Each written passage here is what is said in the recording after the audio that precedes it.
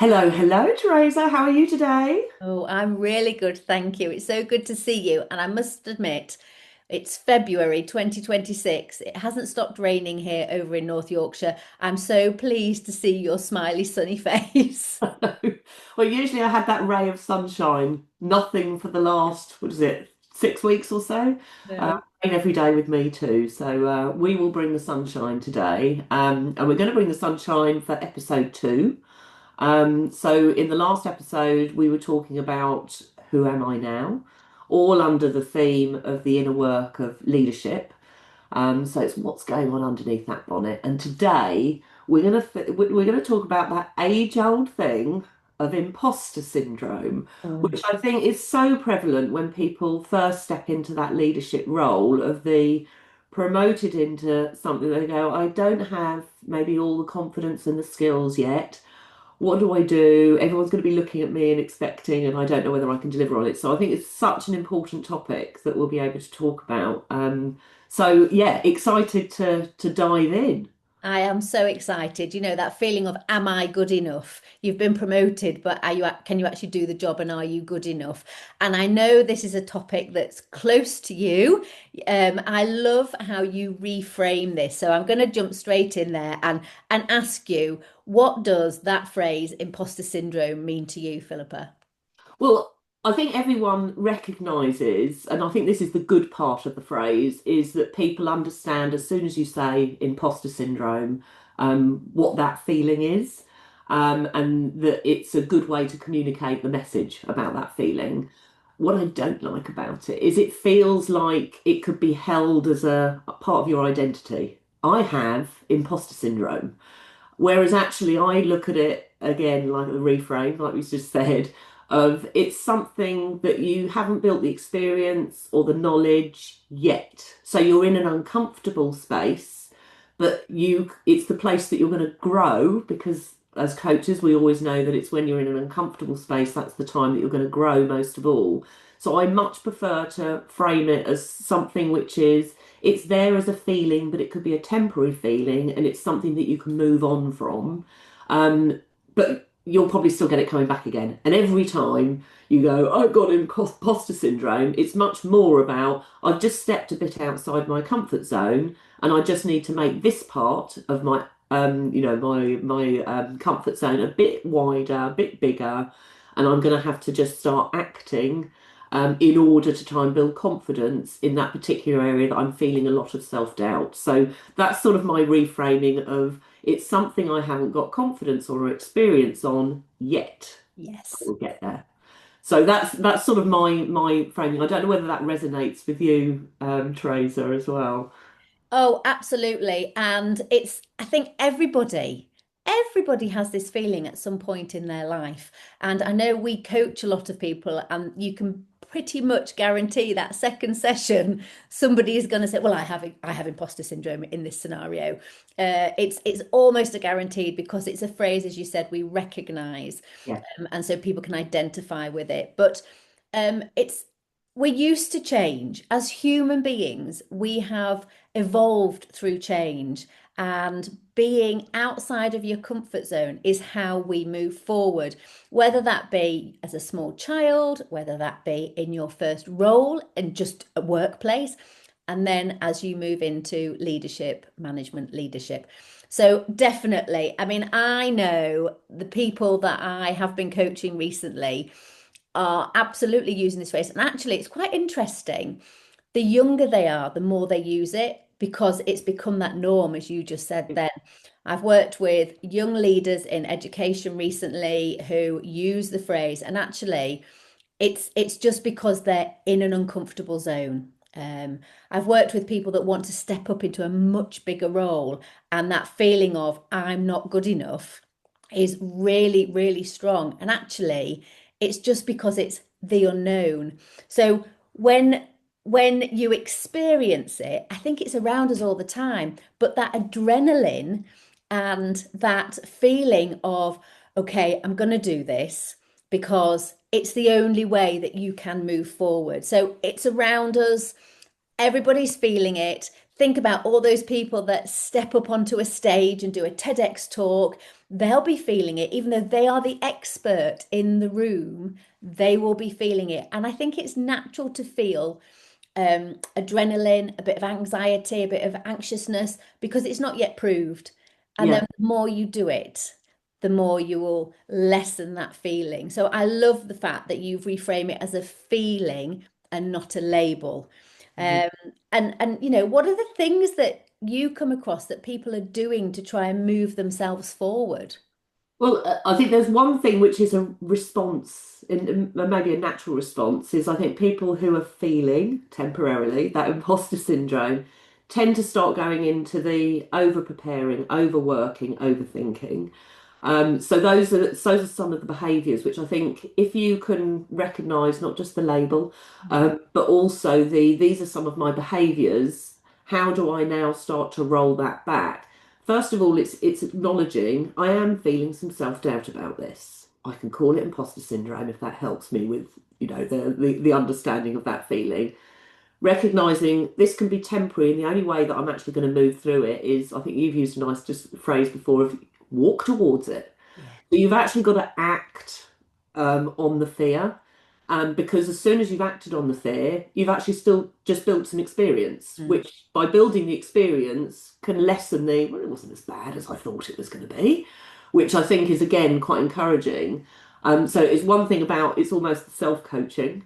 And then I think the other thing which can really help is getting feedback from others. Now that can be informal ways of just chatting through and sharing. I'm feeling a bit nervous about what's coming up. I don't feel like I've got quite the experience to go through a process with my team that I've not done before, whether that's, standing up in front of them to share the strategy for the year, or whether it's the first round of annual appraisals and feedback with your team, but actually sharing with peers, in a bit of a safe space, and then getting the understanding about maybe what they've done, and some tips and tricks to go, right, I can try that. And again, acting your way into it. Or you can go a bit more of the formal route, which is, we talked in the last episode about 360-degree feedback. So the things that you're going, I'm really not very good at this. Other people outwardly are going, they're really good at this. And it's either affirming the things that others think you're more confident about than you feel yourself, or it's bringing through other strengths, which you go, well, I can use those other strengths in order to try and compound around the thing that I need to do now. So maybe you are brilliant at presentation skills, but you're not so confident about the strategy you're going to deliver. You go, yeah, okay, well, all I need to do is make sure I'm confident on the strategy, and I might need to talk to a couple of people on some scenarios about what that actually means. But the presentation bit, I'm smashing it because I know that I'm confident. So it's trying to surround the strengths that you have and skills already in order to push you forward, to then go, I've stretched out that comfort zone beyond where it was before. I've built a bit of experience. And then the imposter syndrome, it will move on to something else. It will come back again It at will. some stage. But that one, you go, I've already got some experience that I've built, which has built your own self-confidence as well. So that's sort of my tips for self, but also what, I've done with coaching with others as well. I think that's absolutely right. And we touched on something last episode about you don't have to be the expert in the room. You So, might have been promoted and you are now a leader of people, but you don't have to be the expert in the room. What you need to do is know who is, yeah. to go and seek their counsel, their advice, in order for you to then form your decisions to help build that strategy. And the more you do it, you absolutely the better it is. And run towards it, embrace it, do it. Yes, it's a bit scary, but um, I mean, I don't I don't go to a gym, but I know a lot of people say, the first time you step inside a gym, you absolutely feel as though you're in the wrong place because everybody's there lifting the heavy weights. They all look fantastic, and you're probably there in not the right clothes, and you can't lift the weights. But fast forward 3 or 4 months, and that then becomes your place. So it's that consistency of doing it, of stepping forward. Yes, it might feel a bit uncomfortable, but talk to somebody, find the person that's maybe been on that journey and they know what it's like, and they'll soon tell you it's okay. If you do this, this, and this, you'll soon get there and it'll all be all right in the end. And Yeah. share how you're feeling. It's not a weakness. And I think No. that's sometimes where we get a bit caught up when we first become leaders of, oh, I can't tell anybody I'm feeling that, because you think it's a weakness and it is so not. Yeah. And I would say as well, I remember having a good tip actually from my coach when I was in a leadership position. And it was about finding your safe space again. And it may be with peers or trusted colleague, but not always being your boss, Yeah. however good a relationship you may have, because all you're doing is portraying the where you're really nervous. And actually, you want to be projecting a bit of confidence to your boss. But finding a trusted colleague to be able to do some, and you'll find that you'll be able to do some mentoring for them as well. Or obviously, from our point of view with our profession, just find a good coach like us, and then we can help you through it. But I know we've talked a bit as well about our own experience with even doing this podcast. Oh, Was yes. you remember that first conversation? We're going to do a podcast, and there was I don't even know how we start on that. And I said I think we should just do on Zoom, and we'll just do it, and then we'll work out what we're doing wrong. Yeah. And I do think, hopefully we've built a bit of confidence over time, but it was definitely for us stepping outside that comfort zone, but also facing it straight on with a well, we'll do, and then we'll build experience that way. So So maybe our listeners could tell us, what do you think?